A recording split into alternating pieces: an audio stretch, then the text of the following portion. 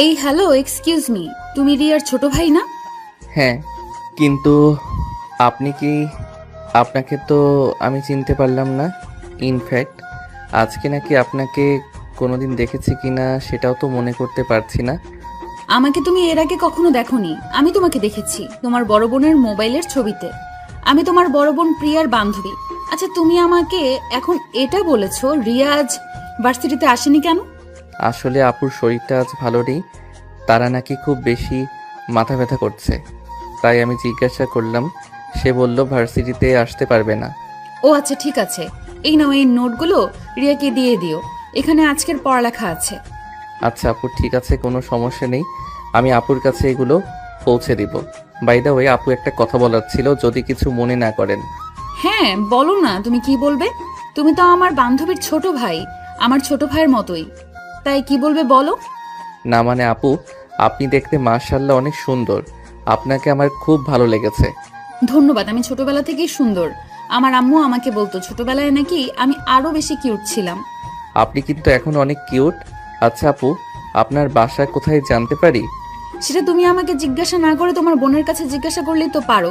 তোমার বোন আমার ব্যাপারে সবকিছুই জানে। যাই হোক, এখন আমি আসি, আমার বাসায় যাওয়ার সময় হয়ে গেছে। ওদিকে ড্রাইভার আঙ্কেলও চলে এসেছে।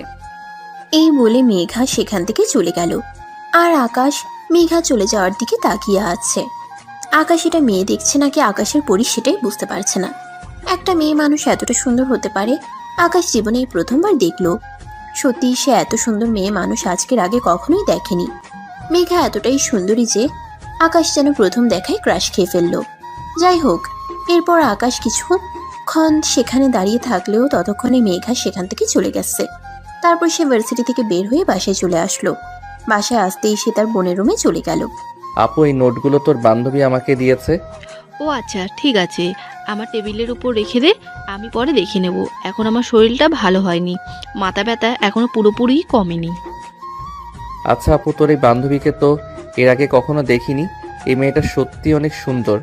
জানিস আপু, আমি তো মেয়েটাকে দেখে একদম ক্রাশ খেয়ে গেছি।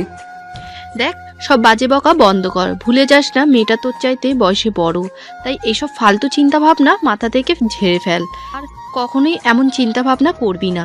তাছাড়া তুই মেগা ফ্যামিলির ব্যাকগ্রাউন্ড সম্পর্কে কোনো কিছু জানিস না। তার সম্পর্কে কোনো কিছু না জেনে সে ব্যাপারে কোনো সিদ্ধান্ত নেওয়া একেবারে অনুচিত। জানি না আপু, কারোর ব্যাপারে এভাবে কোনো কিছু সিদ্ধান্ত নেওয়া উচিত কিনা, কিন্তু আমি সত্যি বলছি, মেয়েটাকে আমার অনেক ভালো লেগে গেছে। সত্যি বলতে, শুধু যে ক্রাশ খেয়েছি সেরকমটা নয়, আমি মেয়েটার প্রেমে পড়ে গেছি। বললাম তো এসব ফালতু বকা বন্ধ করার, চুপচাপ এখান থেকে চলে যা। এসব ফালতু বকলে কিন্তু আমি আম্মুর কাছে তোর নামে বিচার দেব। আকাশ তখন আর কোনো কথা না বলে তার বোনের রুম থেকে নিজের রুমে চলে গেল। তারপর ফ্রেশ হয়ে খাবার খেয়ে বন্ধুদের সঙ্গে আড্ডা দিতে চলে গেল। এটা তার প্রতিদিনকার রুটিন। ভার্সিটি থেকে এসে বন্ধুদের সঙ্গে আড্ডা দিতে না গেলে তার যেন একদমই ভালোই লাগে না। বন্ধুদের সঙ্গে সারাটা বিকেল আড্ডা দিল। আর তারপর সন্ধ্যার পরে বাসায় ফিরে আসলো। বাসায় এসে আর কি পড়াশোনা। বাসায় এসে যদি পড়তে না বসে তাহলে আম্মু আর বড় বোনের বকা শুনতে হবে। তাই এর চাইতে ভালো পড়তে বসা। পড়া শেষ করে রাতের খাবার খেয়ে ঘুমিয়ে পড়ল। এরপর চলে গেল আরো বেশ কয়েকদিন। সেদিন আকাশ আর রিয়া দুজনে একসঙ্গেই ভার্সিটিতে যাচ্ছিল। ভার্সিটিতে প্রবেশ করা মাত্রই হঠাৎ করে মেঘার সঙ্গে দেখা হয়ে গেল। এই যে, hello miss, how are you? তুমি কি আমাকে কিছু বলছো নাকি? হ্যাঁ, এখানে তো তুমি ছাড়া অন্য কেউ নেই, তাই তো আমি তোমাকেই বলছি। কেমন আছো তুমি? তুমি আমার ছোট, তাই আমি তোমাকে তুমি করে বলছি। কিন্তু আমি তো তোমার সাথে বয়সে বড়। তুমি কেন আমাকে তুমি করে কথা বলছো? আপনি ডাক্তার, কেমন জানি পরপর লাগে, তাই আমি সচরাচর কাউকে খুব বেশি একটা আপনি আপনি করে কথা বলি না। আমার যাদেরকে ভালো লাগে আমি তাদের সঙ্গে তুমি তুমি করেই কথা বলে যাই। যাই হোক, আমি কিন্তু এখন আমার উত্তরটা পেলাম না। এই তো আলহামদুলিল্লাহ ভালো আছি। তোমার কি অবস্থা? তুমি কেমন আছো? ভালো নেই, ভালো থাকার চেষ্টা করি কিন্তু ভালো থাকতে পারি না। কেন, তোমার আবার কি এমন হলো যে তুমি ভালো থাকার চেষ্টা করেও ভালো থাকতে পারো না? কোনো সমস্যা হয়েছে নাকি?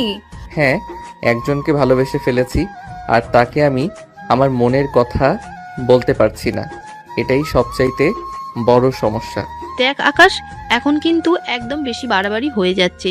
মেয়েটা তোকে আমি বলেছি তুই ওই পাগলের সঙ্গে কথা বলিস না, তাহলে এই পাগল তোর সঙ্গে সঙ্গে তোর মাথা খারাপ হয়ে যাবে। এখন চল, ক্লাসে যাওয়ার টাইম হয়ে গেছে। আরে ভাই, তুই এরকম কেন করছিস? তোর ছোট ভাই কিছু বলতে চাইছে, ওর কথাটা বলতে দে শুনি, ও কি বলে, তারপর না হয় ক্লাসে যাওয়া যাবে। আরে আমি তোকে কি বললাম তুই শুনতে পাসনি নাকি? এই ছেলের মাথায় সমস্যা আছে, এই ছেলের সঙ্গে থাকলে তোর মাথা খারাপ হয়ে যাবে। আর আমি চাই না আমার বন্ধু পাগল হয়ে রাস্তায় ঘুরে বেড়ায়, তাই তোকে বলছি তুই আমার সঙ্গে চল। আপু, তুই কিন্তু আমার সঙ্গে চিট করছিস। তুই এটা করতে পারিস না। হাজারো তুই আমার বোন, তোর উচিত আমাকে সাহায্য করা, তা না করে তুই আমার আরও অপকার করছিস। তুই যদি ভালো কিছু করতে তাহলে আমি অবশ্যই তোকে সাহায্য করতাম, কিন্তু এখানে আমি তোকে কোনোভাবেই সাহায্য করতে পারছি না। মেঘা চল তো এখান থেকে। আকাশ মেঘাকে দেখা মাত্রই বলে রিয়া মেঘাকে নিয়ে সেখান থেকে চলে গেল। আর এদিকে আকাশ দাঁড়িয়ে দাঁড়িয়ে মেঘার চলে যাওয়া দেখছিল। সত্যি মেয়েটা বড্ড মায়াবী, একদম প্রেমে পড়ে যাওয়ার মতো চেহারা। কিন্তু আমার বোন কেন সবকিছু জেনেও না জানার ভান করলো? কেন মনের কথাটা বলতে দিল না? আজ বাসায় গিয়ে বোনের সঙ্গে কথা বলবে বলে ঠিক করে যে আকাশ। আর এই ভাবতে ভাবতে এসে ক্লাসরুমে চলে গেল। ভার্সিটি ছুটি হওয়ার পর যখন বাসায় আসলো তখন ড্রয়িং রুমে দাঁড়িয়ে আকাশ রিয়াকে উদ্দেশ্য করে বলতে লাগলো, আচ্ছা আপু, কি সমস্যা তোরা? আমাকে বল তো শুনি। তুই কেন মেঘার সাথে আমাকে কথা বলতে দিলি না? মেঘাকে টেনে হিঁচড়ে এখান থেকে নিয়ে চলে গেলি। কারণ ওই যে তোকে বললাম না, তুই মেঘাকে ভালোবাসিস, ওইটাতে আমার সমস্যা নেই, কিন্তু তুই মেঘার ফ্যামিলির ব্যাকগ্রাউন্ড সম্পর্কে কোনো কিছু জানিস না, ওখানেই আমার সমস্যা। আরে ভাই, আমি মেঘার সঙ্গে সম্পর্ক করতে চাই, ওর ফ্যামিলির সঙ্গে না। ওর ফ্যামিলি যাই হোক তাতে আমার কিছুই যায় আসে না। আমার শুধু মেঘাকে চাই। সত্যি রে ভাই, আমি মেয়েটাকে ভালোবেসে ফেলেছি। এই জন্যই তো বলছি এমন কিছু করিস না যেটা তোর জীবনে অভিশাপ হয়ে দাঁড়ায়। কারণ মেঘার ফ্যামিলির মানুষজন একদম ভালো না। মেঘার ফ্যামিলি ছেড়ে এখানে থাকে একটু শান্তিতে থাকার জন্য। ওর ফ্যামিলির মানুষজন খুব বাজে, ওর বাবার ভাই দুজনই গ্যাংস্টার। সে যাই হোক তাতে আমার কিছুই যায় আসে না। আর এটা তো তুই খুব ভালো করেই জানিস আমি কাউকে পরোয়া করি না। আমি যখন মেঘাকে ভালোবেসেছি তখন আমি মেঘাকে আমার মনের কথা বলবো, আর আমার ভালোবাসা আমি জয় করে নেব। আমার মনে হয় তোর ডানা গজিয়েছে, ডানাগুলো ছেঁটে ফেলা উচিত। শোন, তুই আমার একমাত্র ভাই, আমি জেনে শুনে তোকে কোনো বিপদের মুখে ঠেলে দিতে পারি না। কিন্তু আকাশের রিয়া কোনো কথা না শুনে সেখান থেকে নিজের রুমে চলে গেল। আর সে মনে মনে সিদ্ধান্ত নিল আগামীকাল সকালে ইউনিভার্সিটিতে গিয়ে সেই মেঘাকে প্রপোজ করবে। যেমন চিন্তা তেমনই কাজ, কারণ আকাশ কখনোই থেমে যাওয়ার মতো পাত্র নয়। সে যখন কিছু একটা ঠিক করে তখন সে সেটা করেই থাকে। তাই সে পরের দিন একটু সকালই ভার্সিটিতে চলে আসলো। মেঘা সবে মাত্র ভার্সিটির গেট দিয়ে ভিতরে প্রবেশ করছিল। আর তখনই সে মেঘার সামনে একটা ফুলের তোড়া নিয়ে হাঁটু গেড়ে বসে বলে, মেঘা জীবনে কোনোদিন প্রেম করেনি, তাই জানি না কিভাবে প্রপোজ করতে হয়। তবে তোমায় ভালোবেসে ফেলেছি। I love you Megha. Do you love me? আরে আকাশ, এসব তুমি কি বলছো? তোমার কি মাথা একেবারেই খারাপ হয়ে গেছে নাকি? তুমি আমার বান্ধবীর ছোট ভাই, আমার ছোট ভাইয়ের মতো। তোমাকে আমি সবসময় আমার ছোট ভাইয়ের নজরেই দেখি। আর এসব তুমি কি বলছো? যা বলছি একদম সত্য কথাই বলছি, এবং ঠান্ডা মাথায় চিন্তা ভাবনা করেই বলছি। আমি সত্যি বলছি, তোমায় সেদিন যখন প্রথম দেখেছি তখনই তোমাকে আমি ভালোবেসে ফেলেছি। তোমাকে ছাড়া আমি একটা মুহূর্ত কল্পনাও করতে পারছি না। তোমাকে ছাড়া আমার বেঁচে থাকা পসিবল নয়। তাই আজ আমি তোমাকে আমার মনের কথা বলতে গেলাম। প্লিজ ম্যাডাম, তুমি আমাকে অ্যাকসেপ্ট করো। তোমার ভালোবাসা ছাড়া আমি বাঁচতে পারবো না। মেঘা ফ্যামিলির জায়গায়, আর ভালোবাসা ভালোবাসার জায়গায়। আমি তোমাকে ভালোবাসি। তোমাকে ছাড়া আমি বাঁচতে পারবো না। তোমার ফ্যামিলি যেমনই হোক না কেন তাতে আমার কিছু যায় আসে না। আমি তোমাকে ভালোবাসি। তোমার ফ্যামিলি কি সেটা জানার আমার কোনো প্রয়োজন নেই। আরে তোমার কি মাথা খারাপ নাকি? তোমাকে কি বললাম আমি? তুমি শুনতে পাওনি? আমি আমার ফ্যামিলির বিরুদ্ধে গিয়ে কখনোই কোনো সিদ্ধান্ত নেব না, বুঝতে পেরেছো? ঠিক আছে, যদি তাই হয় তাহলে আমি তোমার ফ্যামিলির সঙ্গে এই ব্যাপারে কথা বলতে রাজি আছি। তবে তুমি আমায় অ্যাকসেপ্ট করো। আগে তোমার সঙ্গে আমার ভালোবাসার সম্পর্কটা হোক, তারপর যেভাবেই পারি তোমার ফ্যামিলিকে আমি রাজি করাবই। এটা শোনা মাত্রই মেঘা কোনো কথা না বলে সেখান থেকে চলে যেতে চাইছে না, তখনই আকাশ আবার পেছন থেকে মেঘার হাতটা ধরে ফেলে আর বলতে থাকে, কি হলো মেঘা? আমি তো বললাম তোমার ফ্যামিলিকে যেভাবে হোক আমি রাজি করাবো, কিন্তু তুমি আমার কথার কোনো উত্তর না দিয়ে এখান থেকে চলে যাচ্ছ কেন? আমাকে কয়েকটা দিন সময় দাও, আমি আগে চিন্তা ভাবনা করে দেখি তোমার প্রপোজাল সত্যি একসেপ্ট করা যায় কিনা। দেখো, তোমাকে আমি চিনলেও তোমার সম্পর্কে সেরকম কোনো কিছুই আমি খুব ভালো করে জানি না, তাই তোমার ব্যাপারে আগে আমার খোঁজ খবর নেওয়া উচিত। আমার ফ্যামিলি তোমায় মেনে নেবে কিনা সেটা চিন্তা করা উচিত। আচ্ছা ঠিক আছে, তোমার যত ইচ্ছে তত চিন্তা করো, কিন্তু একটা কথা তোমায় বলে দিচ্ছি, আমার উত্তর কিন্তু অবশ্যই হ্যাঁ হওয়া চাই, কারণ আমি তোমায় ভালোবাসি। আর যদি তুমি আমাকে না বলে দাও তাহলে কিন্তু আমি তোমার সামনেই সুইসাইড করব। আচ্ছা ঠিক আছে, সেটা সময় হলেই দেখা যাবে। এখন আগে আমাকে সবটা ঠান্ডা মাথায় ঠান্ডা করে দেখতে দাও। এরপর আকাশকে আর কোনো কথা বলার সুযোগ না দিয়েই মেঘা সেখান থেকে নিজের ক্লাসরুমে চলে গেল। সেদিন ভার্সিটি থেকে আসার পথে হঠাৎ করেই আকাশের বাইক অ্যাক্সিডেন্ট করানো। আকাশ পায়ে প্রচণ্ড ব্যথা পায়, একটা পা ভেঙে যায়, তাই তাকে বেশ কয়েকদিন হসপিটালে থাকতে হয়। সেদিন রিয়া আকাশের সঙ্গে দেখা করতে গেল, তখন কেবিনে কেউ ছিল না, তাই আকাশ রিয়াকে বলল, আপু, আমি যে ব্যথা পেয়েছি এই সম্পর্কে কি মেঘা কিছু জানে না? মেঘা তো একদিন আমার সঙ্গে দেখা করতে আসলো না। ভার্সিটির সবাই যেখানে জানে সেখানে মেঘার না জানার কথা নয়, তো মেঘা কেন আসলো না সেটা তো আমি বলতে পারবো না। কি বলি সেটা তো আমি বিশ্বাসই করতে পারছি না। মেঘার সব কিছু জানে, তারপর আমার সঙ্গে একটাবার দেখা করতে আসলো না। তাছাড়া মেঘা তো সেই দিনের পর থেকে ভার্সিটিতে আসছে না। আমি তার সঙ্গে যোগাযোগ করার অনেক চেষ্টা করছি, কিন্তু কোনোভাবেই যোগাযোগ করতে পারিনি। তার ফোন নাম্বার বন্ধ, তার বাড়ির ঠিকানা জানি না। কি বলিস? হঠাৎ করে মেঘা কোথায় উধাও হয়ে গেল? আচ্ছা, তুই একটা কাজ কর, একটা নার্সের কাছ থেকে জিজ্ঞাসা করে আয় আমাকে হসপিটাল থেকে ছুটি দিবে কবে। তোর কি মাথা খারাপ হয়ে গেছে নাকি? হসপিটাল থেকে ছুটি কবে দেবে এটা তোর জন্য ইম্পর্টেন্ট না? তোর পা পুরোপুরি ভেঙে গেছে, হসপিটাল থেকে যাওয়ার পর আরও 1-1.5 মাস থেকে বিশ্রাম নিতে হবে, তারপর একটু হাঁটাচলা করতে পারবি। আরে আপু, তোকে যেটা জিজ্ঞাসা করেছি তুই সেটাই কর। তুই একটা নার্সের কাছ থেকে জিজ্ঞাসা করে আয় আমাকে ছুটি কবে দিবে। রিয়া তখন আর কোনো কথা না বলে নার্সের কাছে জিজ্ঞাসা করতে গেল। না আর তো বল 2 দিন পর ছুটি দেবে। তখন রিয়া এসে আবারও সেটা আকাশকে জানালো। এটা শুনে আকাশ বলল, আপু, তুই আমার জন্য একটা উপকার করতে পারবি? একটা কাজ করতেই ভার্সিটিতে গিয়ে প্রিন্সিপাল স্যারের কাছ থেকে মেঘার ব্যাপারে একটু খোঁজ খবর নিয়ে আয়। তুই তো মেঘার বন্ধু, তাই প্রিন্সিপাল স্যার তো কি কোনো সন্দেহ করবে না। আচ্ছা ঠিক আছে। অতঃপর আকাশের কাছ থেকে বিদায় নিয়ে বাসে চলে আসে রিয়া। এর পরের দিন যখন ভার্সিটিতে গেল সে তখন কোনো রকমে প্রিন্সিপাল স্যারের কাছে মেঘার ব্যাপারে জিজ্ঞাসা করলো। আসসালামু আলাইকুম স্যার, আপনার কাছে একটু দরকার ছিল তাই এসেছিলাম। ওয়ালাইকুম আসসালাম। আরে রিয়া, হঠাৎ তুমি কেন? বলো না, কি বলবে? স্যার, আমি আসলে মেঘার ব্যাপারে আপনার কাছে কিছু জিজ্ঞাসা করতে এসেছিলাম। মেঘা তো কয়েকদিন ধরে ভার্সিটিতে আসছে না, তার ফোন নাম্বারও বন্ধ বলছে। ও আসলে ওর বড় ভাই এসেছিল সেদিন, তাই ওকে নিয়ে গ্রামের বাড়িতে চলে গেছে, তাই হয়তো সে ভার্সিটিতে আসছে না। তাছাড়া ওর বড় ভাই তো বলেছিল কি সপ্তাহখানেকের মধ্যে ওকে আবার ঢাকায় ফিরিয়ে দেবে। ওর বড় ভাইয়ের কোনো নাম্বারও আমার কাছে নেই, তাই আমি ওদের সাথে যোগাযোগ করতে পারছি না। ঠিক আছে স্যার, কোনো সমস্যা নেই, কিন্তু আপনি যদি একটু মেঘার ফাইল চেক করে আমাকে বলতেন ওর বাড়ির ঠিকানাটা কোথায়, তাই আমি ওর সঙ্গে যোগাযোগ করার চেষ্টা করতাম। আসলে ওর কাছে আমার কিছু গুরুত্বপূর্ণ জিনিস ছিল, ওগুলো আমার খুব দরকার, তাই আর কি। আচ্ছা ঠিক আছে, কোনো সমস্যা নেই, তুমি একটু ওয়েট করো, আমি এক্ষুনি দেখে তোমাকে জানাচ্ছি। এই বলে প্রিন্সিপাল স্যার আলমারি থেকে বেশ কিছু ফাইল বের করলো আর তারপর সেগুলো ঘেঁটে দেখতে লাগলো। বেশ কিছুক্ষণ ঘাটাঘাটির পর প্রিন্সিপাল স্যার একটা ফাইল নিয়ে তারপর মেঘার ঠিকানাটা একটা কাগজে লিখলো আর সেটা রিয়ার হাতে তুলে দিয়ে বলল, এটাই হলো মেঘার গ্রামের বাড়ির ঠিকানা, কিন্তু সাবধান, একটা বিষয় তোমাকে বলে দিচ্ছি, ওখানে গিয়ে কিন্তু তুমি ওকে কোনো ঝামেলা করো না।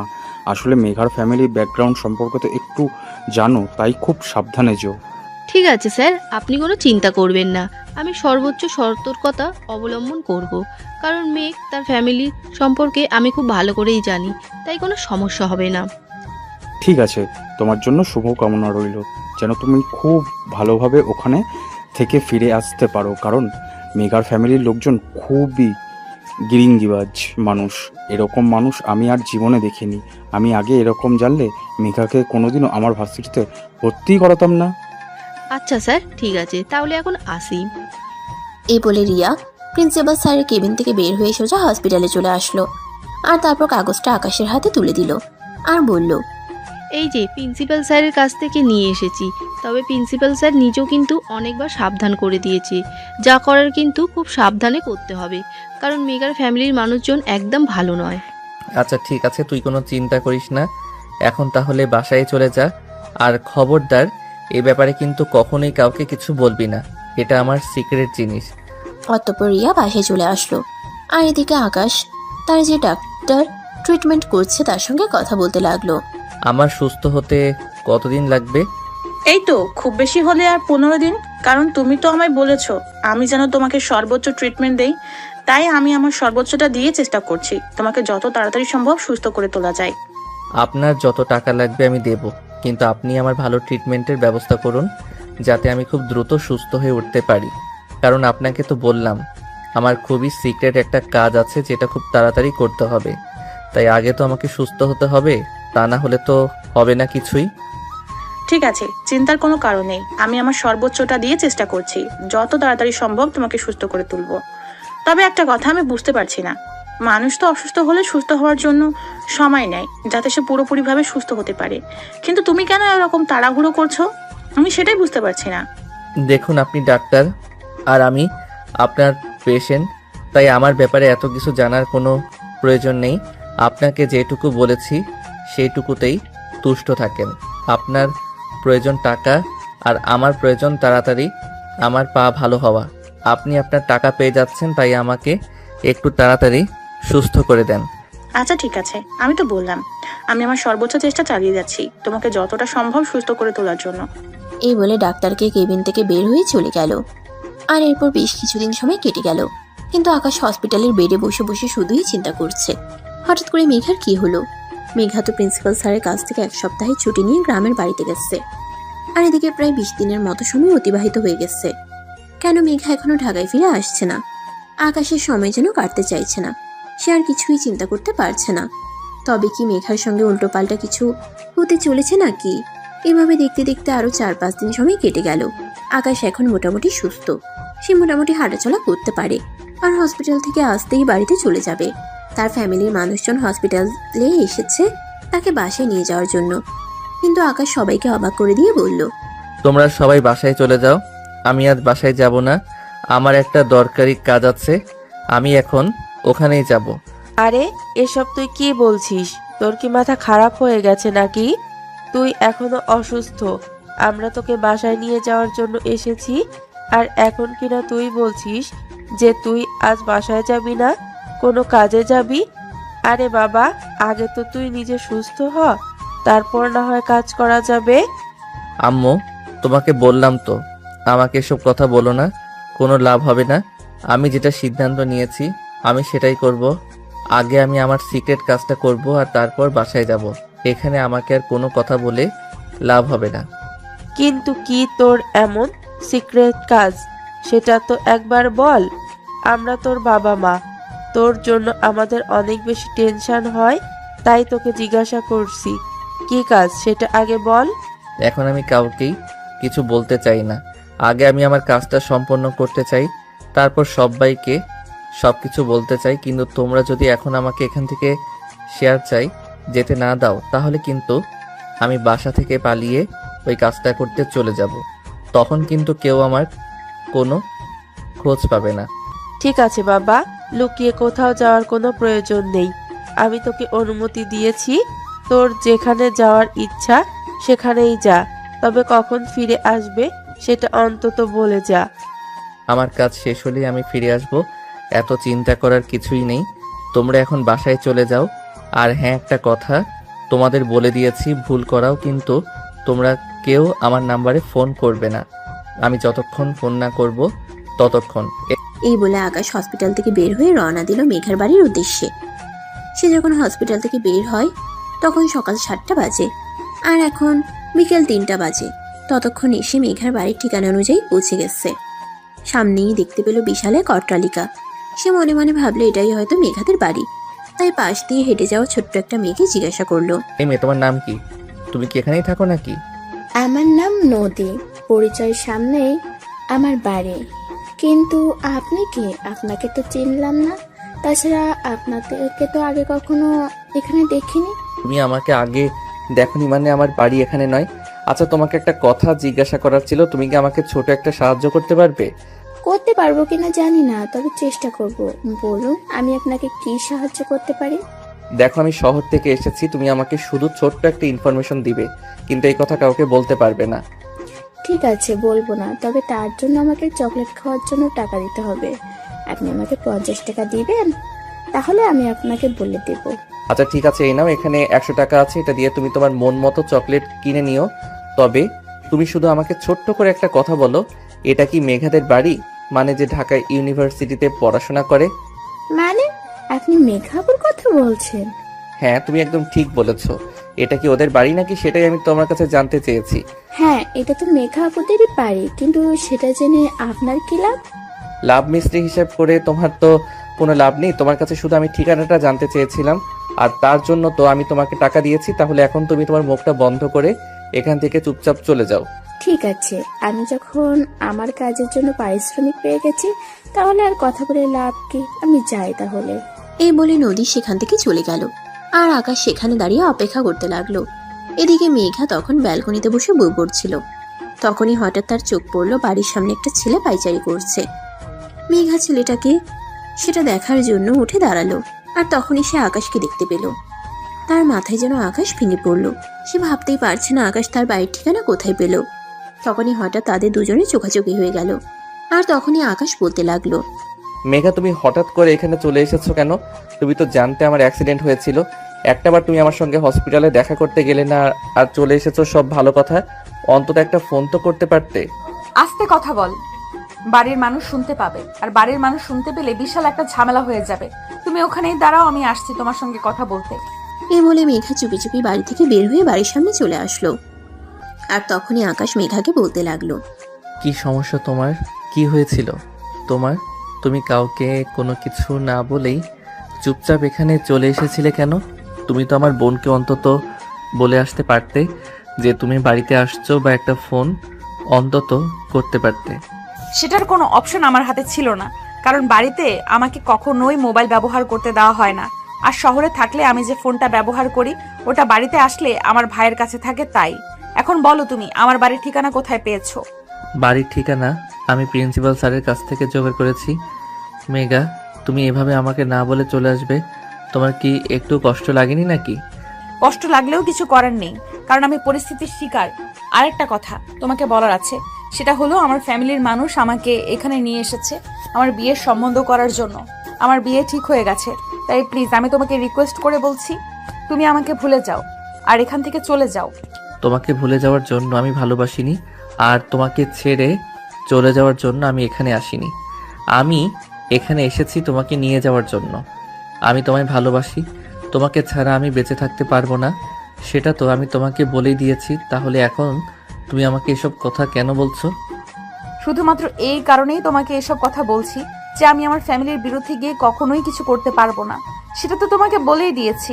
তাছাড়া এখন যখন আমার ফ্যামিলির মানুষ আমার বিয়ের সম্বন্ধ ঠিক করেছে, এখন আর কোনোভাবে এখান থেকে বেরিয়ে যাওয়া আমার পক্ষে সম্ভব নয়, কারণ আমি আমার বাবা আর ভাইদের প্রচন্ড ভয় পাই। তোমার বাবা ভাইকে তুমি ভয় পেতে পারো, কিন্তু আমি তো ভয় পাই না। আমি তোমার বাবা ভাইয়ের সম্মুখীন হব, আর তাদের সঙ্গে কথা বলবো। তারপর তাদেরকে রাজি করিয়েই আমি তোমাকে আমার বাড়িতে নিয়ে যাব। এটা কোনোদিনই সম্ভব নয়, তাই আমি তোমাকে শেষবারের মতো বলছি, তুমি এখান থেকে চলে যাও।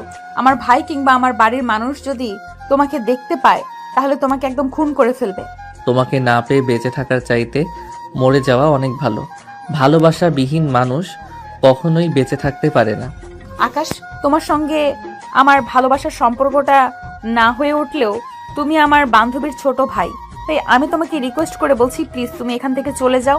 এমন কিছু করো না যেটা তোমার আর আমার দুজনের জন্যই ক্ষতিকারক হয়। এই বলি মেঘা আসে এখান থেকে দৌড়ে বাড়ির ভিতরে ঢুকে গেল, কারণ তখনই তার বাবার গাড়ি বাড়িতে প্রবেশ করছিল। কিন্তু আকাশ তখনও সেখানে ঠাই দাঁড়িয়ে আছে। মেঘার বাবা গাড়ি থেকে নেমে আকাশকে দেখে নিজের কাছে ডেকে নিলেন। এই ছেলে, কে তুমি? আর আমার বাড়ির সামনে কি করছো তুমি? তুমি তো আমাদের এলাকার না। আঙ্কেল, আমি সত্য বলবো না মিথ্যে বলবো? আমার সামনে দাঁড়িয়ে আজ পর্যন্ত কেউ মিথ্যে কথা বলার সাহস পায় না, আর তাই আমি আশা করব তুমিও মিথ্যে কথা বলবে না। তাহলে শুনেন শ্বশুর আব্বু, আমি আপনার মেয়েকে ভালোবাসি, আপনার মেয়েও আমাকে ভালোবাসে, কিন্তু আপনার ভয়ে এসে আমাকে তার ভালোবাসার কথা বলতে পারে না, তাই আপনার ঠিক করা ছেলের সঙ্গে বিয়ে করতেছে, রাজি হয়েছে।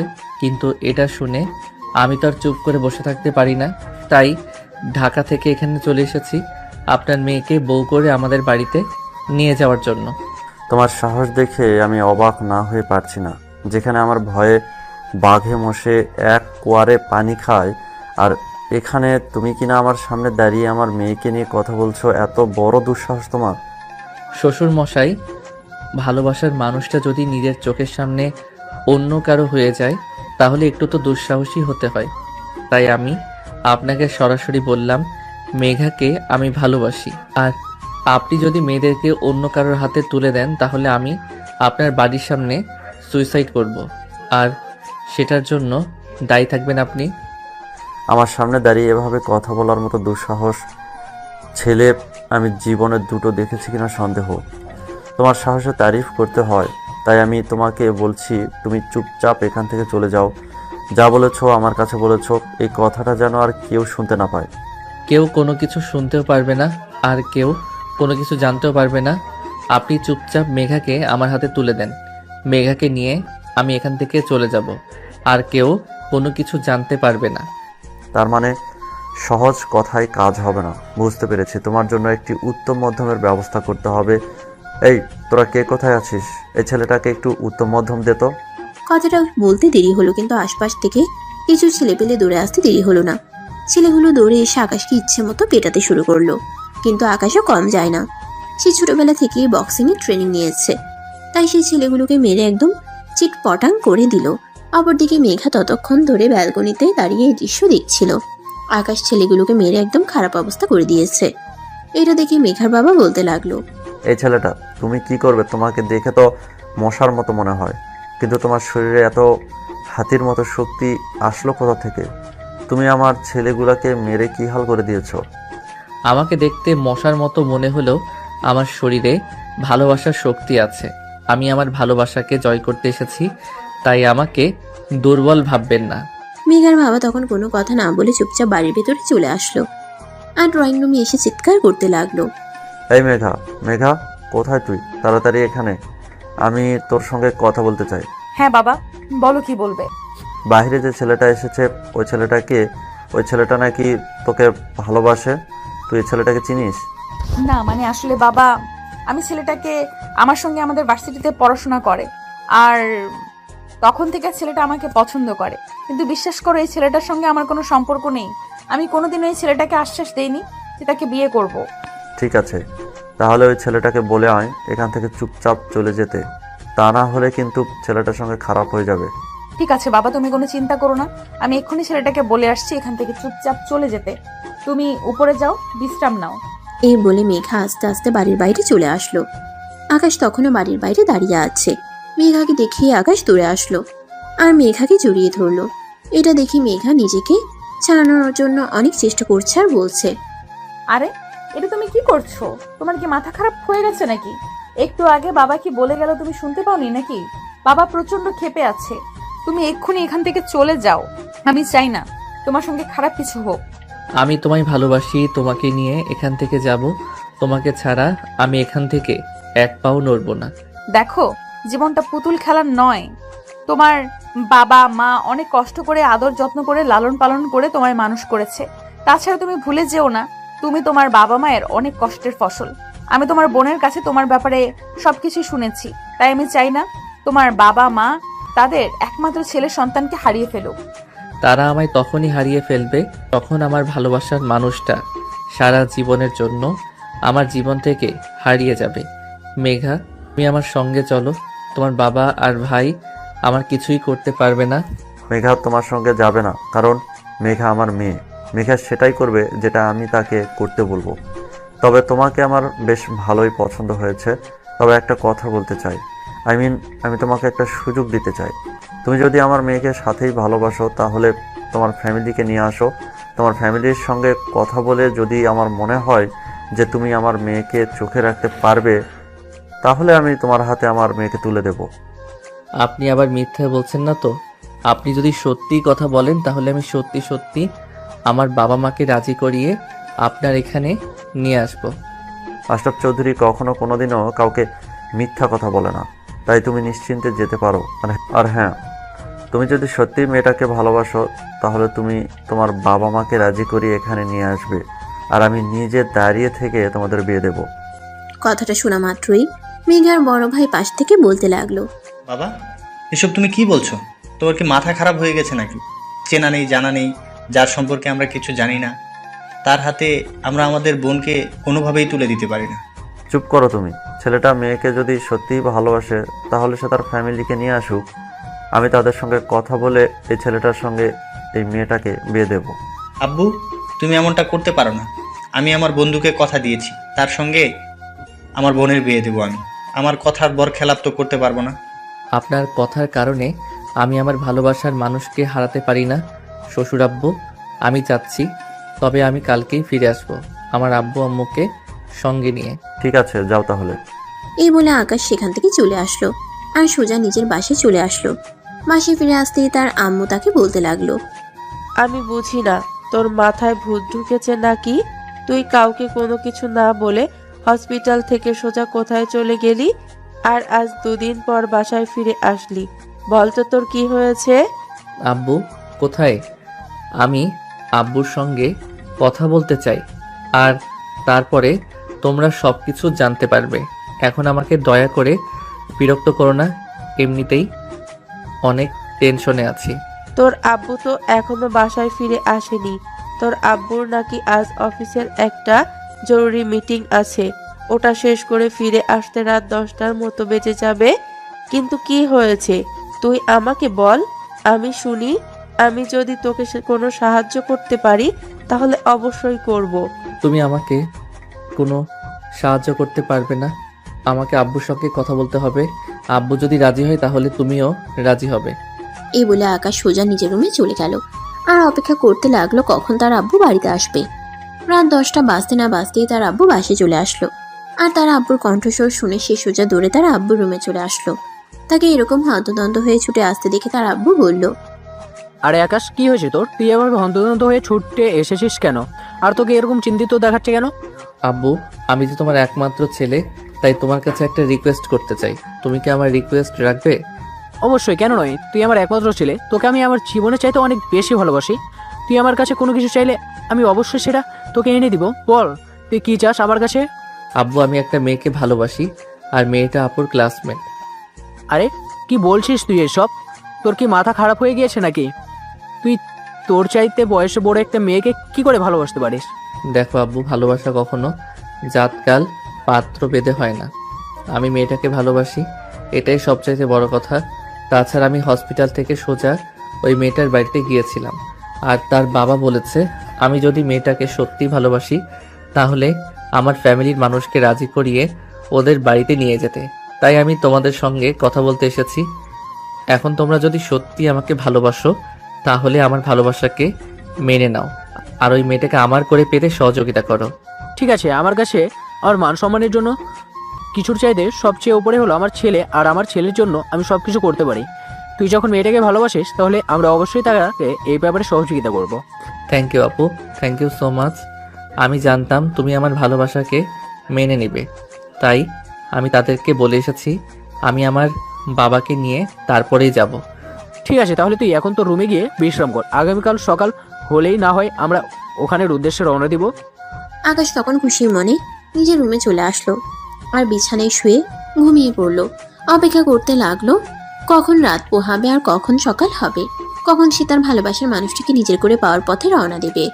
সকাল হতে না হতেই ঘুম থেকে উঠে সে তার বাবাকে ঘুম থেকে ডেকে তুললো আর তারপর দুজনে মিলে ফ্রেশ হয়ে নাস্তা করে বাসা থেকে বেরিয়ে পড়লো। দুপুর 1টার দিকে তারা মেঘাদের বাড়িতে এসে পৌঁছে গেল। নায়িকার বাবা তখন ড্রয়িং রুমে বসে টিভি দেখছিলেন আর তখনই আকাশ তার বাবাকে নিয়ে বাড়ির ভিতরে প্রবেশ করলো। মেঘার বাবা তাদেরকে দেখে উঠে সালাম প্রদর্শন করলো আর কুশলাদি বিনিময় করে বসতে বলল, আসসালামু আলাইকুম ভাই সাহেব, কেমন আছেন?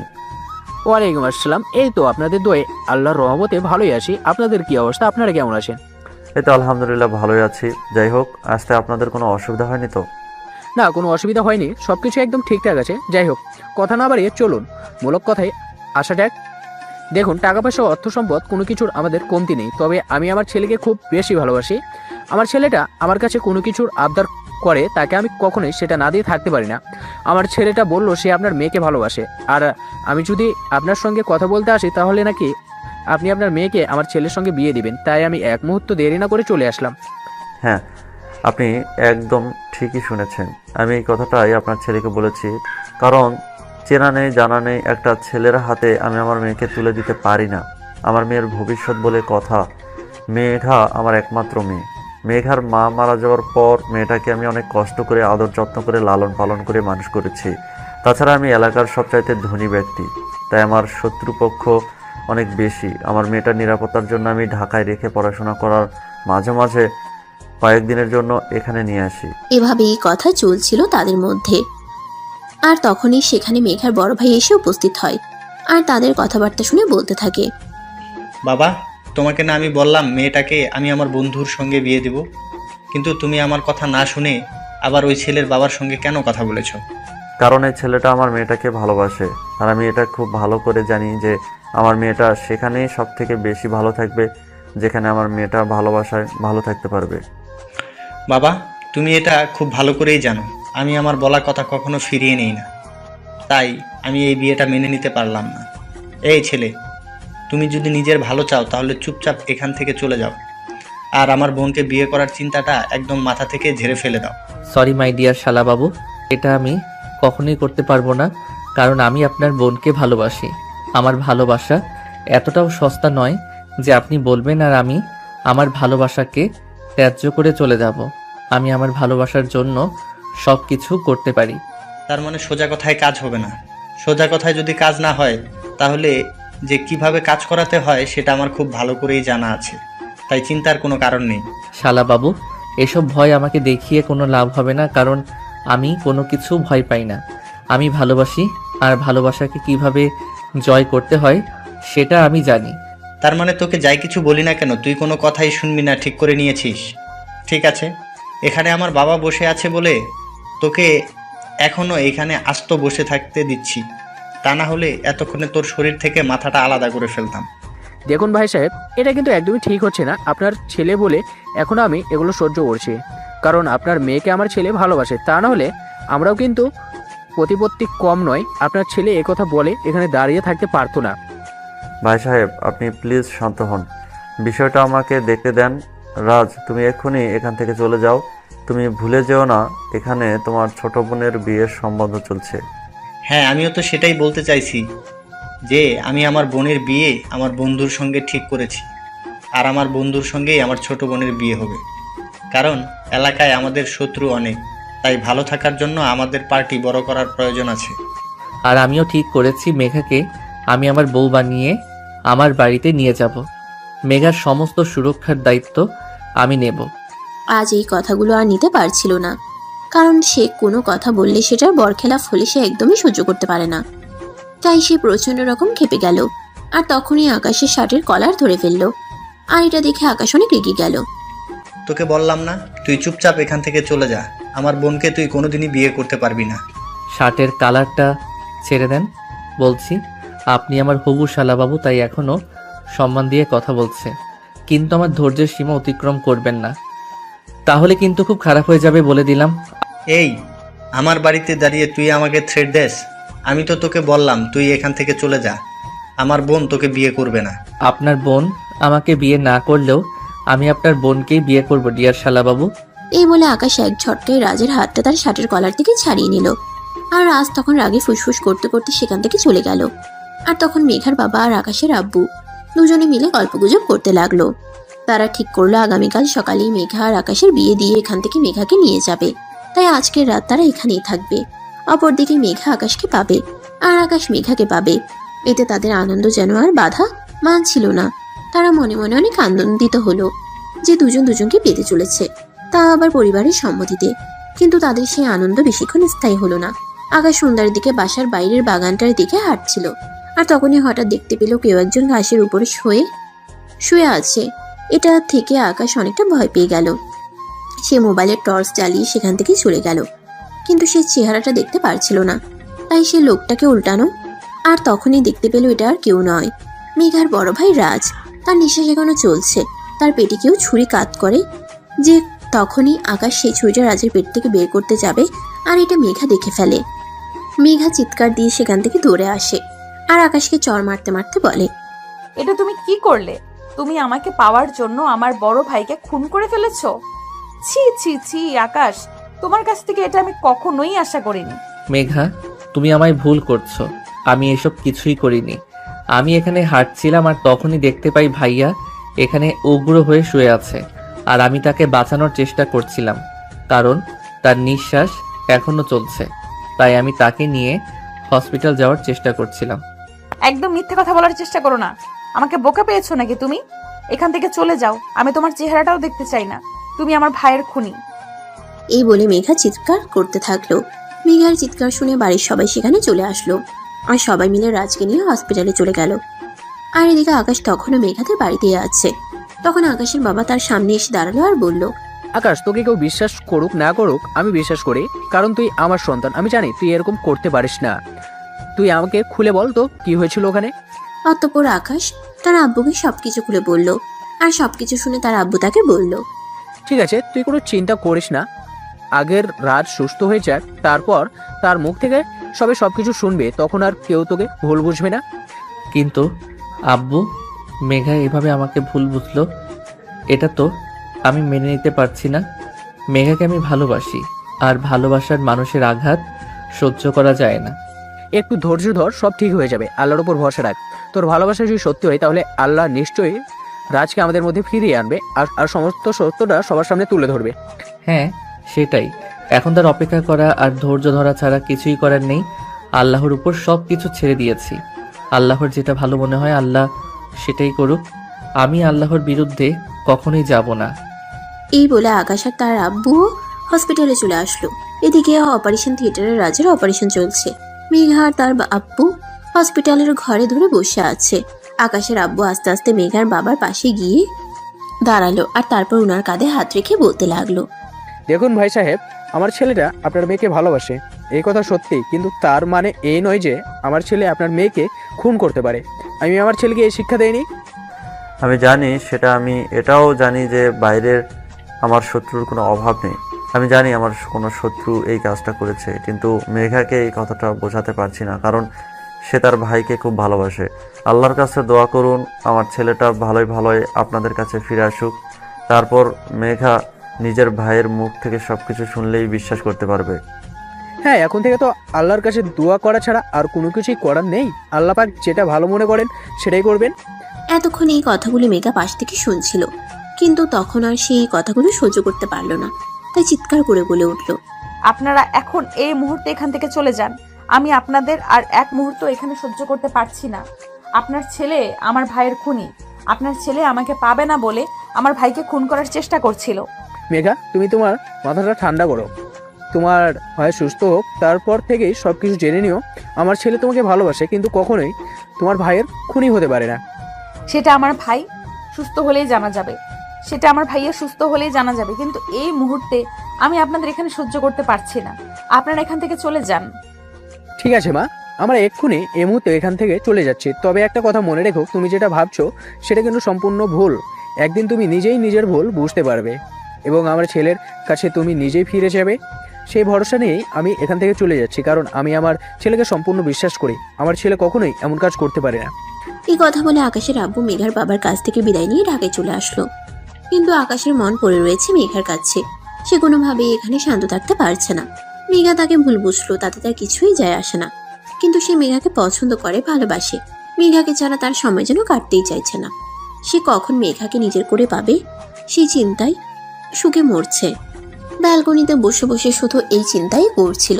তখনই আকাশের আম্মু সেখানে আসলো, আর তাকে এরকম বিষণ্ণ মনে বসে থাকতে দেখে বলল, বাবা, তুই এভাবে মন খারাপ করিস না। তুই আমাদের সন্তান।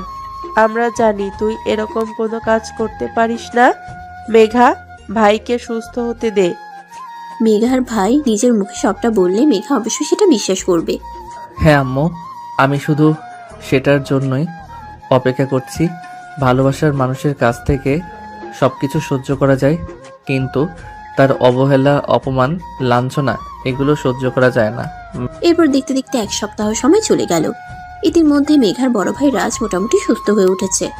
আজ ডাক্তার পারমিশন দিয়েছে রাজের সঙ্গে কথা বলার। ভাই এখন তোর শরীর কেমন আছে? তুই ঠিক আছিস তো? হ্যাঁ বোন, আমি এখন আল্লাহর রহমতে ভালোই আছি। তোদের কি অবস্থা? তোরা কেমন আছিস? এই তো ভাইয়া, আমরাও ভালো আছি। তোকে একটা কথা জিজ্ঞেস করার ছিল। তুই এতদিন সুস্থ হসনি তাই জিজ্ঞেস করতে পারিনি। আচ্ছা তুই আমাকে একটা কথা বল, তোর এই অবস্থা কে করেছে? আসলে সেদিন রাতের বেলায় আমি বাগানে দাঁড়িয়ে সিগারেট খাচ্ছিলাম, তখনই পিছন থেকে কেউ একজন আমাকে আক্রমণ করে। আর আমি পেছন ফিরে তাকিয়ে দেখি ওরা ডাকাতের দল ছিল। ওরা আমার কাছ থেকে আমার বাড়ির দলিল আর ব্যাংকের সমস্ত ডকুমেন্ট চাইছিল, কিন্তু আমি সেগুলো তাদের দিতে অসম্মতি জানাই। আর তখনই তারা আমাকে ছুরিঘাত করে। ভাইয়া তুমি ভুল কিছু বলছিস না তো? তুই ঠিকঠাক ভেবে বল, ওটা কি আকাশ ছিল? না, ওটা আকাশ কেন থাকতে যাবে? তাছাড়া আকাশ কেন এই কাজ করতে যাবে? আকাশ তো তোকে ভালোবাসে আর তোকে নিজের করে পেতে চায়। আকাশ তো তখন ওখানে ছিল না। কিন্তু আমার তো মনে হচ্ছে এই সব কিছুর পেছনে আকাশের হাত রয়েছে। তুই তো আমাকে আকাশের সঙ্গে বিয়ে দিতে না করেছিস। আমার তো মনে হয় তাই আকাশ এরকম করেছে। আরে না, একদমই নয়। আকাশ সেরকম করতেই পারে না। আকাশ যথেষ্ট ভদ্র আর ভালো একটা ছেলে। আমি ওই লোকগুলোকে চিনি, ওরা আমাদের এলাকারই। আমি ওদেরকে আইডেন্টিফাই করতে পারবো। তাহলে কি আমি শুধু শুধু আকাশকে ভুল বুঝলাম? আকাশ তো অনেকবার বলছিল সে এরকম কিছুই করেনি, কিন্তু আমি তো তার কোনো কথাই বিশ্বাস করলাম না। সে আমাকে ভালোবেসে বিয়ে করতে চায়, আর তুই তার সঙ্গে আমাকে বিয়ে দিতে চাস না। তাই তো আমি ভেবেছি সে হয়তো এর জন্যই তোকে মেরে ফেলার চেষ্টা করেছে। আরে না, একদমই নয়। আকাশ অনেক ভালো ছেলে, সে সত্যি তোকে অনেক ভালোবাসে। আকাশকে তুই অযথাই ভুল বুঝলি। তুই এক্ষুনি আকাশকে ফোন কর আর ওকে সরি বল। কিন্তু ভাইয়া, আমি ওকে অনেক কথা শুনিয়ে দিয়েছি। এইভাবে সরি বললে হবে না। আমার মনে হয় ওর সঙ্গে সরাসরি দেখা করে তারপরে ওর সঙ্গে কথা বলা উচিত। তা না হলে ও অভিমান করেই বসে থাকবে। ঠিক আছে, তুই তাহলে এক কাজ কর। আমি এখন মোটামুটি সুস্থ, আমাকে নিয়ে তোর কোনো চিন্তা করতে হবে না। তুই এক্ষুনি আকাশের বাড়ির উদ্দেশ্যে রওনা দে, আর সেখানে গিয়ে সরাসরি তার সঙ্গে কথা বল। কিন্তু ভাইয়া, এইভাবে আমি একটা মেয়ে হয়ে তার বাড়িতে চলে যাওয়াটা কি ঠিক হবে? মানে লোকে কি বলবে? ভালোবাসা হারিয়ে গেলে কেউ ভালোবাসা এনে দেবে না। তাই লোকের কথায় কান না দিয়ে তোর নিজের জন্য যেটা ভালো হয় তুই সেটা কর। আমি তোকে বলছি, তুই আকাশের সঙ্গে দেখা কর, তাকে সরি বল। আকাশ অনেক ভালো ছেলে, কাঁচা আছে, তোকে অনেক ভালোবাসবে। তুই সরি বললে ছোট হয়ে যাবি না, কিন্তু তুই সরি বললেই সে তোর জীবনে আবার ফিরে আসবে। সত্যি আকাশ থেকে অনেক ভালোবাসে আর অনেক ভালো রাখবে। ঠিক আছে ভাইয়া, তুই নিজের খেয়াল রাখিস। আমি তাহলে আসছি। তাই সবার আগে মেঘা তার ভাইয়ের সঙ্গে কথা বলতে গেল। এই বলে মেঘা তখনই হসপিটাল থেকে বের হয়ে ঢাকার উদ্দেশ্যে রওনা দিল। আর সেখানে এসে পৌঁছাতে পৌঁছাতে রাত 9টার মতো বেজে গেল। সে আকাশের বাড়ির সামনে দাঁড়িয়ে আছে, আর তখনই কলিং বেল চাপ দিল। কলিং বেল চাপ দেওয়ার কিছুক্ষণ পরেই রিয়া এসে দরজা খুলে দিল। রিয়া তখন মেঘাকে দেখতে পেয়ে বলল, আরে দোস্ত, কি ব্যাপার হঠাৎ তুই? তাছাড়া এত রাতে আমার বাড়িতে কেন? সব কথা পরে হবে। তুই আগে আমাকে এটা বল যে আকাশ কোথায়? আমি আকাশের সঙ্গে এক্ষুনি একবার কথা বলতে চাই। তার সঙ্গে কথা বলাটা আমার জন্য খুবই জরুরি। কেন, কি হয়েছে সেটা তো আগে আমাকে বল, আমি শুনি। তারপর নয় তোকে আকাশের সঙ্গে কথা বলার ব্যবস্থা করিয়ে দেবো। আসলে তুই তো শুনেছিস আমার ভাইকে কেউ একজন হত্যা করার চেষ্টা করেছে। আমি ভেবেছিলাম সেটা আকাশ করেছে, কিন্তু আজকেই ভাইয়ার সঙ্গে ডাক্তার কথা বলার অনুমতি দেয়, আর আমি ভাইয়ার সঙ্গে কথা বলে জানতে পারি ওটা আকাশ ছিল না, ডাকাত দলের কেউ ছিল যারা আমাদের ক্ষতি করতে চায়। দেখি তো আমার ভাইটা সত্যি তোকে কতটা ভালোবাসে। আর শোন, আমার ভাই আর যাই করুক কখনো কোনো মানুষকে খুন করতে পারে না, সেটা যদি তার যমজ শত্রু হয়ে থাকে। আমার ভাই সত্যিই তোকে অনেক ভালোবাসে রে। হ্যাঁ, কিন্তু এখন আকাশ কোথায় আছে সেটা আমাকে বলো। আকাশের সঙ্গে এক্ষুনি আমাকে কথা বলতে হবে। আমি খুব বড় ভুল করে ফেলেছি, আর এরকম ভুল করতে চাই না। উপর দিয়ে ডান দিকে 2 নম্বর রুমটা আকাশের, ওখানে গিয়ে ওর সঙ্গে কথা বল। মেঘা তখন আর কোনো কথার উপেক্ষা না করে সেখান থেকে সোজা উপরে চলে গেল। রুমে গিয়ে দেখতে পেল আকাশ ব্যালকনিতে দাঁড়িয়ে দাঁড়িয়ে সিগারেট খাচ্ছে আর বিষণ্ণ মনে বাইরের দিকে তাকিয়ে আছে। মেঘা তখন আকাশের ঘাড়ে হাত রাখলো। এটা দেখে আকাশ অনেকটা চমকে গেল। পিছন ফিরে তাকিয়ে দেখলো মেঘা তার সামনে দাঁড়িয়ে আছে। সে মেঘাকে দেখেই বলল, ম্যাম ম্যাম মেঘা, তুমি এখানে? হ্যাঁ আমি আকাশ, প্লিজ তুমি আমাকে ক্ষমা করে দাও। তোমাকে ভুল বুঝে আমি এতগুলো কথা শুনিয়েছিলাম, কিন্তু আমি ভাইয়ের সঙ্গে আজ কথা বলেছি। ভাইয়ের সঙ্গে কথা বলে জানতে পারলাম ওটা তুমি ছিলে না। প্লিজ আমাকে এবারের মতো ক্ষমা করে দাও। আরে পাগলি মেয়ে, তুমি আমার কাছে ক্ষমা কেন চাইছো? আমি জানতাম ওই কাজটা আমি করিনি, তাই আমি তোমার কথায় কিছু মনে করিনি। তাছাড়া আমি এটাও জানতাম যে তুমি তোমার ভাইয়ার সঙ্গে কথা বলে বুঝতে পারবে ওখানে আমার কোনো দোষ ছিল না। হ্যাঁ আমি ভাইয়ের সঙ্গে কথা বলে জানতে পেরেছি ওগুলো আমাদের শত্রুপক্ষ ছিল। প্লিজ তুমি আমাকে এই শেষবারের মতো ক্ষমা করে দাও। আমি আর কখনোই তোমাকে ভুল বুঝবো না। তাই নাকি? ঠিক আছে, আমি তোমাকে একটা শর্তেই ক্ষমা করতে পারি, যদি আজই তুমি আমায় বিয়ে করো। বিয়ে যখন তোমাকেই করতে হবে তখন তো সময়ের অপেক্ষা করে লাভ নেই। তুমি যখন বলবে তখনই আমি তোমাকে বিয়ে করতে রাজি আছি, কারণ আমি বুঝে গেছি তুমি সত্যিই আমাকে ভালোবাসো। আকাশ, তুমি কোনোদিনও আমায় ছেড়ে যাবে না তো? তোমায় ছেড়ে যাওয়ার আগে যেন এই জীবন চলে যায়। ম্যাডাম, আমি তোমায় ভালোবাসি, তোমায় ছেড়ে যাওয়ার তো কোনো প্রশ্নই আসে না। আমি সারা জীবন তোমার ভালোবাসায় বেঁচে থাকতে চাই। তখন মেঘা আকাশকে জড়িয়ে ধরে আর কান্না করতে থাকে। এটা দেখে আকাশ বলে, এই পাগলি মেয়ে, তুমি এভাবে কান্না করছো কেন? ভালোবাসার মানুষকে পেতে চলেছো, এটা তো অনেক খুশির খবর। এখন কান্না করো না প্লিজ। তুমি আমাকে কতটা ভালোবাসো আর আমি তোমাকে ভুল বুঝেছিলাম। প্লিজ আমাকে শেষবারের মতো ক্ষমা করে দাও। আমি কখনোই এরকম করব না। আচ্ছা বাবা, ঠিক আছে, এইবার তুমি একটু হাসো। তোমাকে এভাবে কান্না করতে দেখলে আমার একদম ভালো লাগে না। তোমাকে হাসি মুখে দেখে আমি ভালোবেসেছিলাম, এখন যদি তুমি কান্না করো তাহলে কি আমার একটু ভালো লাগবে? প্লিজ একটু হাসো। এই যে আমি হাসলাম, এবার তো হলো। হ্যাঁ, সব সময় এরকম হাসি খুশি থাকবে। এখন নিচে চলো, আব্বু আম্মুকে গিয়ে বলি বিয়ের ব্যবস্থা করতে। যাবো তো অবশ্যই, তার আগে আমার একটু আদর করা ভালোবাসা দাও, তারপর যাব। তুমি যদি আমায় এখন আদর না করো তাহলে যাব না। উম্মা, উম্মা। এবার তো হলো, এখন চলো বাকি আদর ভালোবাসা সব বাসর রাতেই সুদে আসলে পুষিয়ে দেব। এখন চলো আগে বিয়ের ব্যবস্থাটা তো করি। অতঃপর আকাশ মেঘাকে নিয়ে নিচে চলে আসলো। তারপর সোজা তার আব্বুর রুমে চলে গেল আর তার আব্বুকে সবকিছু খুলে বলল। সবকিছু শুনে তার আব্বু বলল, ঠিক আছে, তোমরা যখন দুজনকে বিয়ে করতে রাজি আছো তখন তো আর আমাদের কোনো সমস্যা নেই। তবে মেঘা, তোমার আব্বু তো এই বিয়েতে রাজি ছিল, তাই আমি তোমার আব্বুর সঙ্গে একটু কথা বলি আর তারপরে তোমাকে জানাচ্ছি। ঠিক আছে আব্বু, আপনি তাই করুন, কারণ আমিও তো আমার বাবার একমাত্র মেয়ে। আমার বাবারও তো ইচ্ছে অনিচ্ছা বলে একটা ব্যাপার আছে। অতঃপর আকাশের আব্বু মেঘার বাবাকে ফোন দেয় আর মেঘার বাবা তখন বলে, ঠিক আছে ভাই সাহেব, তাহলে আপনি সব কিছুর আয়োজন করুন। আমি আজ সন্ধ্যার মধ্যে ঢাকায় পৌঁছে যাব। আমরা দুজন দাঁড়িয়ে থেকে আমাদের ছেলে মেয়েদের বিয়ে দেখাবো। এটা তো আমার কতদিনের স্বপ্ন ছিল, কিন্তু একটাই আশা রয়ে গেল, ইচ্ছে মিল মহা ধুমধামের সঙ্গে আমার মেয়েটাকে বিয়ে দেব। কিন্তু অ্যাক্সিডেন্টলি সেটা তো আর সম্ভব হচ্ছে না। তবে চিন্তার কোনো কারণ নেই, আমরা পরবর্তীতে আবার বড় করে অনুষ্ঠান করব। হ্যাঁ সেটাই, আপনি যখন তাড়াতাড়ি করে ঢাকায় চলে আসুন আর এদিকে আমি সব কিছুর বন্দোবস্ত করে। এই বলে দুজনে কথা বলা শেষ করে ফোন কেটে দিল। আর তারপর আকাশের আব্বু বিয়ের সমস্ত আয়োজন কমপ্লিট করলো। আর দেখতে দেখতে সন্ধ্যার মধ্যেই কাজী সাহেব আর মেঘার বাবা চলে আসলো। তারপরেই তাদের বিয়ের কাজ সুসম্পন্ন হয়ে গেল। মেঘার বাবা নিজের হাতে মেঘাকে আকাশের হাতে তুলে দিল আর বলল, তুমি আমার মেয়েটাকে সত্যিই ভালোবাসো, এটা আমি এখন বুঝতে পেরেছি। তাই আমি আমার মেয়েটাকে তোমার হাতে তুলে দিয়ে গেলাম। আমি আশা করব তুমি আমার মেয়েটাকে ভালো রাখবে। ইনশাল্লাহ আব্বু, আমি আমার সাধ্য মতো চেষ্টা করব। আপনারা শুধু আমাদের দুজনের জন্য দোয়া করবেন যেন আমরা দুজনে দুজনের ভালোবাসায় ভালো থাকতে পারি। হ্যাঁ, সেটা তো অবশ্যই। তোমাদের জন্য অনেক অনেক দোয়া আর শুভকামনা রইল। ভালো হোক তোমাদের পরবর্তী দিনগুলো। দুজনে অনেক ভালো থেকো। অনেক অনেক শুভকামনা তোমাদের জন্য। তারপর সবাই মিলে রাতের খাওয়া দাওয়া করে সবাই নিজেদের রুমে গিয়ে শুয়ে পড়লো। আর এদিকে রিয়া নিজের হাতে তার ছোট ভাই আর বান্ধবীদের জন্য বাসর ঘর সাজিয়েছে। এদিকে মেঘাকেও রিয়া সুন্দর করে সাজিয়ে দিয়েছে। আর তখনই আকাশ রুমে আসলো। রুমে এসে রিয়াকে রুমে দেখতে পেয়ে সে বলতে লাগলো, আরে কি ব্যাপার আপু, তুই আমার রুমে এখনো কি করছিস? রাত 11টা বেজে গেছে, তাড়াতাড়ি আমার রুম থেকে বের হওয়ার আর আমার বউটাকে আমার সঙ্গে একটু সময় কাটাতে দে। তোর বউ তোর কাছেই থাকবে।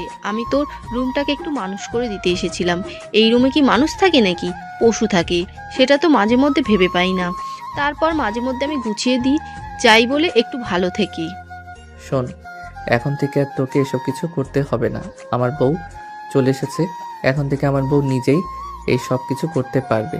তাই এখন থেকে তুই এগুলো থেকে অবসর পেলি।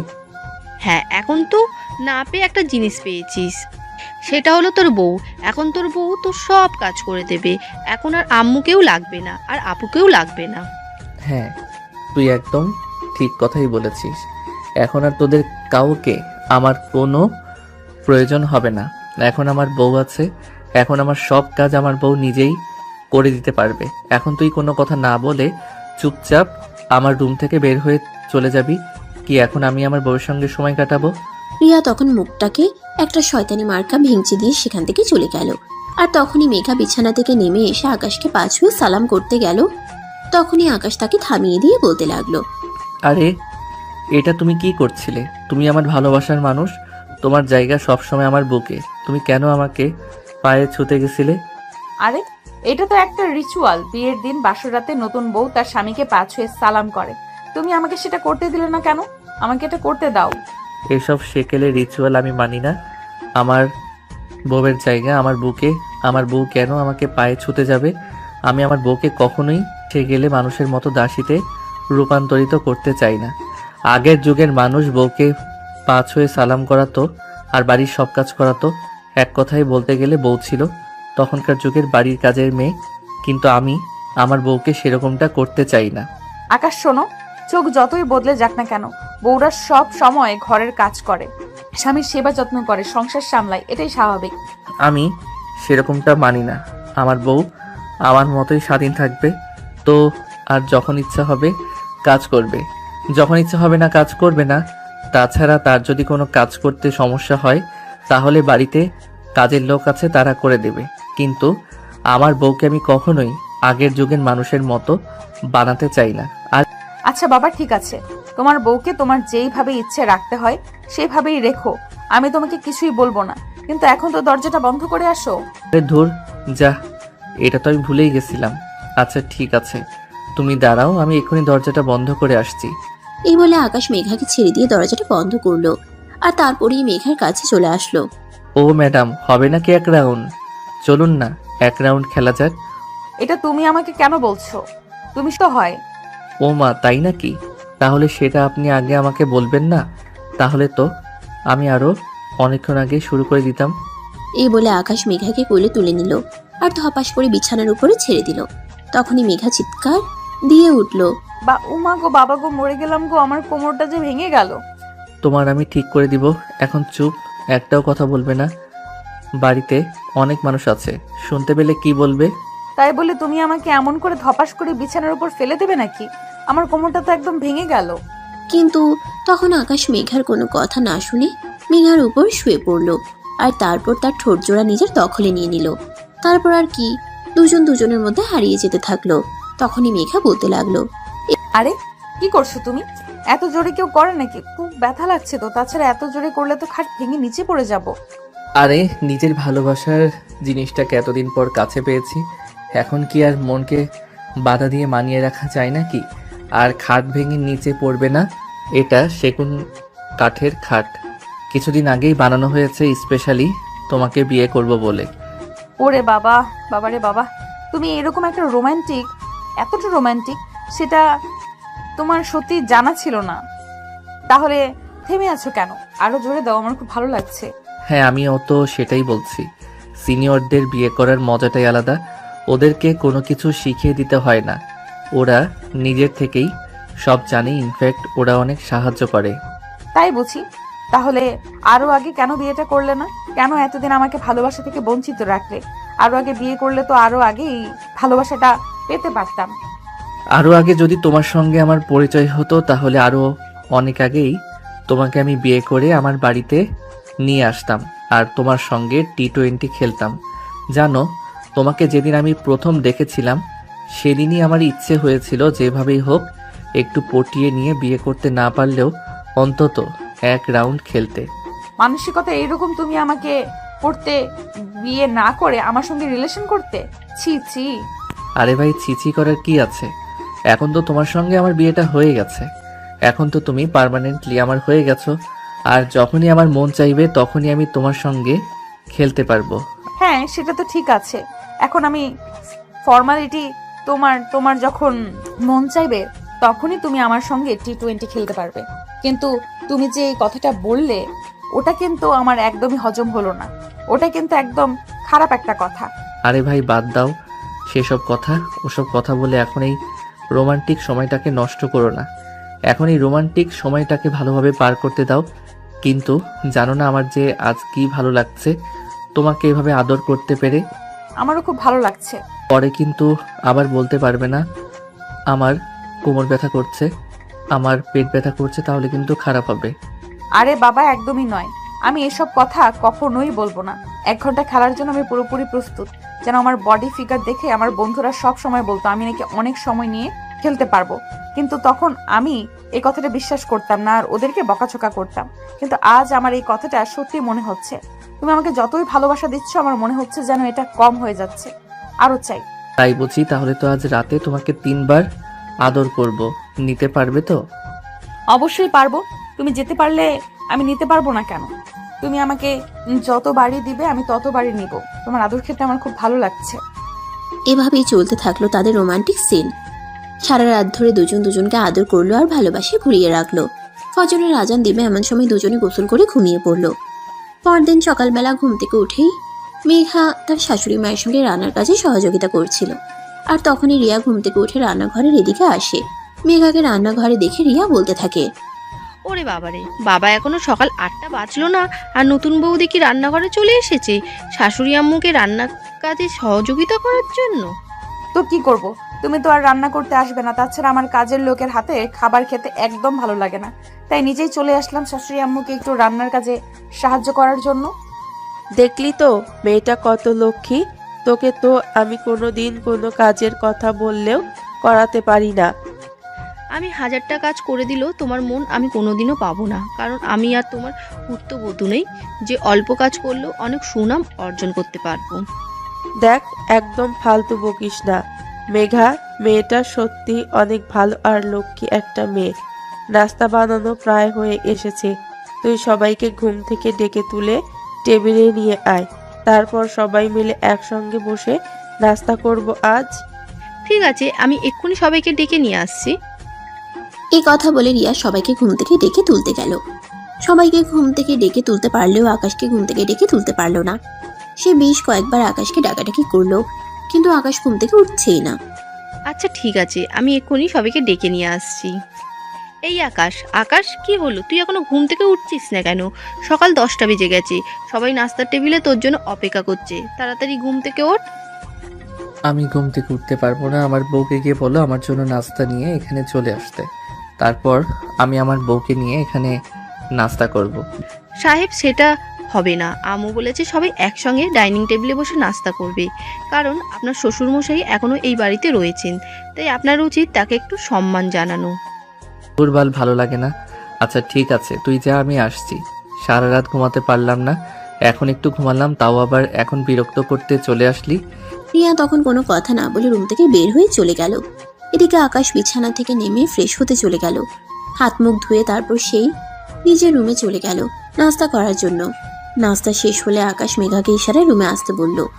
মেঘা সবকিছু গুছিয়ে রেখে কিছুক্ষণ পর রুমে আসলো। রুমে আসতেই আকাশ সঙ্গে সঙ্গে দরজাটা বন্ধ করে দিল। এটা দেখে মেঘা আকাশকে বলতে লাগলো, কি ব্যাপার? কি সমস্যা তোমার? তুমি এভাবে রুমের দরজাটা বন্ধ করলে কেন? বাড়িতে কত গেস্ট আত্মীয় স্বজন রয়েছে, সবাই কি মনে করবে বলো?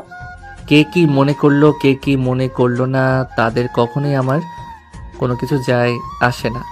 তাছাড়া বাড়িতে গেস্ট রয়েছে, তাই বলে কি আমি আমার বউকে আদর করব না নাকি? দেখো, এখন কিন্তু একদম এসব হবে না। বাড়িতে অনেক আত্মীয় স্বজন মেহমান রয়েছে, তাদের জন্য দুপুরের খাবার বানাতে হবে। সব কিছু আম্মু একা একা করতে পারবে না, আম্মুকে আমার সহযোগিতা করতে হবে। তাই এখন এসব ফাজলামো না করে আমাকে যেতে দাও। তুমি বলবে আর আমি তোমাকে চলে যেতে দিব, সেটা তো হবে না। আমি তো তোমাকে বলেই দিয়েছি এই বাড়িতে কাজ করার জন্য অনেক কাজের লোক রয়েছে, কিন্তু আমাকে ভালোবাসা দেওয়ার জন্য আমাকে আদর দেওয়ার জন্য তো তুমি ছাড়া আর কেউ নেই, তাই এখন তুমি কোথাও যেতে পারবে না। এখন তুমি আমাকে আদর করবে। আরে তোমার কি মাথা খারাপ হয়ে গেছে নাকি? আমি তো সেটাই বুঝতে পারছি না। কি সব পাগলের মতো কথা বলছো? এরকম কথা বলতে হয় না। বাড়িতে মেহমান রয়েছে, তাদের সামনে এইসব করতে হয় না। ওরা চলে যাক, তারপর রাতে তোমার সঙ্গে ইচ্ছা মতো খেলবো। বললাম তো আমার এক্ষুনি আদর চাই, আমি এক্ষুনি তোমার আদর পেতে চাই। তুমি যদি এখন আমাকে নিজের ইচ্ছায় আদর করতে না দাও তাহলে কিন্তু আমি জোর করেই তোমার সঙ্গে করব। এই বলে আকাশ মেঘাকে টান দিয়ে নিজের সঙ্গে জড়িয়ে নেয় আর মেঘার ঠোঁট দুটো নিজের দখলে নিয়ে নেয় আর তারপর ইচ্ছে মতো কিস করতে থাকে। এভাবেই চলে গেল প্রায় 5 মিনিট। মেঘা নিঃশ্বাস নিতে পারছে না, কিন্তু আকাশের সেদিকে কোনো খেয়ালই করছে না। তার আদর আর ভালোবাসা চাই, এটাই শেষ কথা। তাই সে নিজের মতো করেই কিস করে যাচ্ছে। প্রায় 6 মিনিটের মাথায় আকাশ মেঘাকে ছেড়ে দেয় আর তখনই মেঘা চিৎকার দিয়ে বলে ওঠে, হ্যাঁ আম্মু, আমি এক্ষুনি আসছি, আপনি 1 মিনিট দাঁড়ান। এটা শোনা মাত্রই আকাশ মেঘাকে ছেড়ে দিল আর তখনই মেঘা দৌড়ে রুম থেকে চলে যেতে যেতে বলল, কি দেখলে? আমার বুদ্ধির কাছে কিন্তু তুমি হেরে গেলে।